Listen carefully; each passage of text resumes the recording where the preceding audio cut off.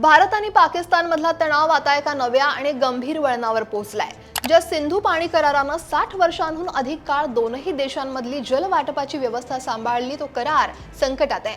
भारतानं हा करार स्थगित केल्यानंतर पाकिस्ताननं थेट युद्धाची धमकी दिली आहे. जे आमचे पाणी थांबवतील त्यांचे हात कापू, असं पाकिस्तानचे संरक्षण मंत्री म्हणाले. पण या धमकीमागं पाकिस्तानची नेमकी भीती काय आहे आणि भारताची भूमिका काय आहे, जाणून घेऊयात सविस्तर. नमस्कार, मी अक्षरा चोरमारे आणि आपण पाहताय लोकमत. गेल्या वर्षी एप्रिल 2025 मध्ये जम्मू काश्मीरमध्ये पहलगाम येथे झालेल्या भीषण दहशतवादी हल्ल्यानंतर भारतानं एक मोठा निर्णय घेतला. भारतानं पाकिस्तान सोबतचा सिंधू पाणी करार स्थगित करण्याची घोषणा केली. याचा अर्थ जोपर्यंत पाकिस्तान सीमापार दहशतवाद पूर्णपणे थांबवत नाही तोपर्यंत हा करार स्थगित राहील, असं भारताच्या परराष्ट्र मंत्रालयानं स्पष्ट केलं. भारताची भूमिका इथं स्पष्ट आहे. रक्त आणि पाणी एकत्र वाहू शकत नाही आणि दहशतवाद आणि चर्चा एकत्र होऊ शकत नाहीत. आता हा सिंधू पाणी करार नेमका काय आहे? तर सिंधू पाणी करार हा 19 सप्टेंबर 1960 ला भारत आणि पाकिस्तान दरम्यान जागतिक बँकेच्या मध्यस्थीनं झालेला एक ऐतिहासिक जलवाटप करार आहे. तत्कालीन पंतप्रधान जवाहरलाल नेहरू आणि पाकिस्तानचे अध्यक्ष अय्यूब खान यांनी कराची इथं यावर सह्या केलेल्या. या करारानुसार सिंधू पाणी प्रणालीतील 6 नद्यांचं पाणी हे वाटून देण्यात आलेलं. पूर्वेकडच्या नद्या या भारताच्या ताब्यात आहेत. यात रावी, बियास, सतलज या नद्यांच्या पाण्यावर भारताचा पूर्ण आणि अनिर्बंध हक्क आहे. तर पश्चिमेकडच्या नद्या या पाकिस्तानच्या ताब्यात आहेत. यामध्ये सिंधू, झेलम आणि चिनाब नदीचा समावेश आहे. या नद्यांचं पाणी प्रामुख्यानं पाकिस्तानला मिळतं. भारत या नद्यांचा वापर मर्यादित सिंचनासाठी, वीज निर्मितीसाठी म्हणजेच काय तर रन ऑफ द रिव्हर प्रकल्पासाठी आणि नेव्हिगेशन आणि इतर गैर उपभोगासाठी करू शकतो. पण पाण्याचा प्रवाह थांबवू शकत नाही किंवा तो मोठ्या प्रमाणावर वळवू सुद्धा शकत नाही.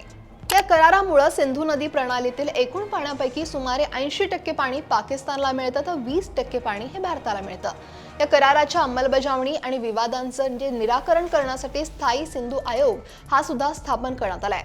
हा करार जगातील सर्वात यशस्वी पाणी वाटप करारांपैकी एक आहे, कारण भारत पाकिस्तान मधल्या अनेक युद्धांमध्ये तो खंडित झालेला नव्हता. आता पाकिस्तानची अवस्था आणि गंभीर परिणाम नेमकी काय ते जाणून घेऊयात. तर भारतानं करार स्थगित केल्यानंतर पाकिस्तान अस्वस्थ झालाय. त्यांची अर्थव्यवस्था ही आधीच डबघाईला आली आहे आणि त्यात पाण्याची समस्या वाढल्यास परिस्थिती ही अधिक जास्त गंभीर होऊ शकते. पाकिस्तानची 80%हून अधिक शेती ही सिंधू नदी प्रणालीतील पश्चिमेकडच्या नद्यांच्या पाण्यावर अवलंबून आहे आणि जर भारतानं या नद्यांवरील पाण्याचा वापर वाढवला किंवा त्यात अडथळा आणला तर पाकिस्तानची अन्न सुरक्षा धोक्यात येऊ शकते.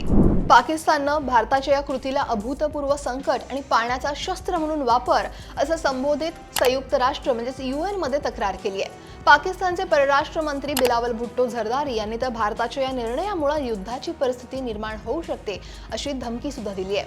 त्यांची भीती आहे की भारत पाणी थांबवून पाकिस्तानात पूर किंवा दुष्काळ सुद्धा निर्माण करू शकतो. आता या सगळ्यात भारतानं स्पष्ट केलंय की पहलगाम हल्ल्यानंतर आणि सीमापार दहशतवादाला पाकिस्तानचा पाठिंबा असेपर्यंत हा करार स्थगित राहील.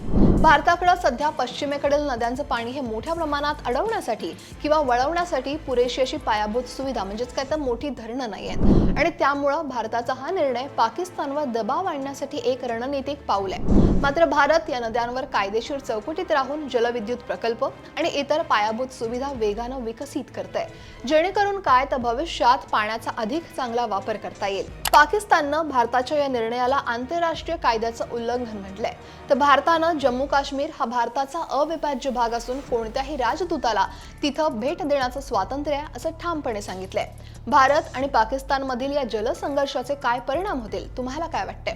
कमेंट नक्की करा आणि लोकमत सबस्क्राईब करायला विसरू नका.